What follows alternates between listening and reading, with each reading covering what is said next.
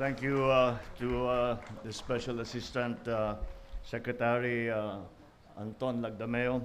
Please take your seats. The distinguished ambassadors and partners from the Diplomatic Corps and the other NGO agencies who have joined us here today in commemoration for all of the assistances that they have provided in making BARM a success and in bringing peace to this area. National Defense Secretary Gilbert Chodoro, National Security Council Secretary Ed Año, the Presidential Advisor on Peace, Reconciliation and Unity, Secretary Charlie Galvez, BARM Chief Minister Alhaj Murad Ibrahim, and of course Basilan Governor Hajiman Hataman Saliman, and other distinguished guests, ladies and gentlemen, mga kasamahan ko sa pamahalaan, ang aking mga kababayan, magandang umaga sa inyong lahat. Good morning and assalamu alaikum. I am very happy to be here in beautiful, bountiful, and breathtaking Basilan. Our presence in today's event reaffirms the truth that what was once a ground zero of war is now turned into an epicenter of peace. A province that was once tainted by violence and terrorism is now a zone of peace, made possible not by military might, but more so by a people saying no to violence. Peace is more than just a cessation of hostilities. It is about the creation of a social order that values human dignity, improves lives, and promotes progress.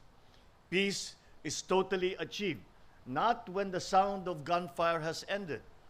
It is when the clamor for better lives has been met. This is the kind of peace that we see the dawn of here in Basilan. This is the kind of peace where the depressing tally of the casualties of war has been replaced by the statistics of human development. The kind of peace that endures because it uproots the causes of people's discontent that purveyors of violence may want to exploit. This is the kind of peace that draws strength from the free will of the people instead of commanding their allegiance by force. Basilan has arrived at this junction of its proud history because it refused to continue to be a place of violence. Like its ancestors who fended off colonizers, the Yakans, the Tausugs, the Chabacanos, repudiated modern-day terrorism that was trying to enslave them by enchanting them with lies. Attacked and threatened, the people of Basilan stood their ground again and again and again. They never ceded their communities, never surrendered the future to an ideology that clashes with the values that they hold dear. Kasama rin ang mga mamamayang Kristiyano ng Basilan na nanindigan sapagkat ang Kristyanismo at Islam ay parehong nakapundar sa malalim sa pananalig na salam. This is the kind of peace that we are witnessing in Basilan, of various faiths working together because people chose not to let diversity be a cause of division, but used it as a source of strength and solidarity. So amidst these triumphs, it is just fitting that a year ago, you unveiled the Kasanyangan Monument, not just a memorial of the hard road to peace or a manifesto of never going back to the path of violence, but a reminder of the long journey ahead that we have yet to undertake. But by your actions, you have honored the ideals that this monument stands for.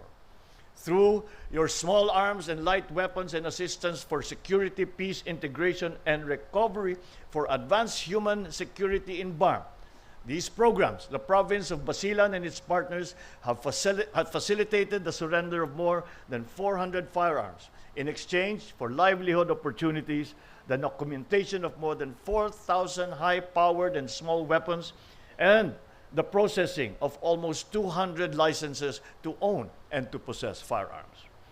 You have also facilitated the surrender of former ASG members. You have established greater control over the use and movement of weapons, fostering peace and order in the province. For that is how peace is strengthened, by disarmament, by decommissioning, by demobilization, in a society which has rejected arms as tools for political ends. I recognize our public servants in the provincial government of Basilan, the Office of the Presidential Advisor, Peace and Reconciliation and Unity, or PAPRU, the AFP, the PNP, and the community and religious leaders, including the volunteers for going above and beyond your call of duty. And of course, the political leadership, the governors here of the BARM provinces who are joining us in this important day.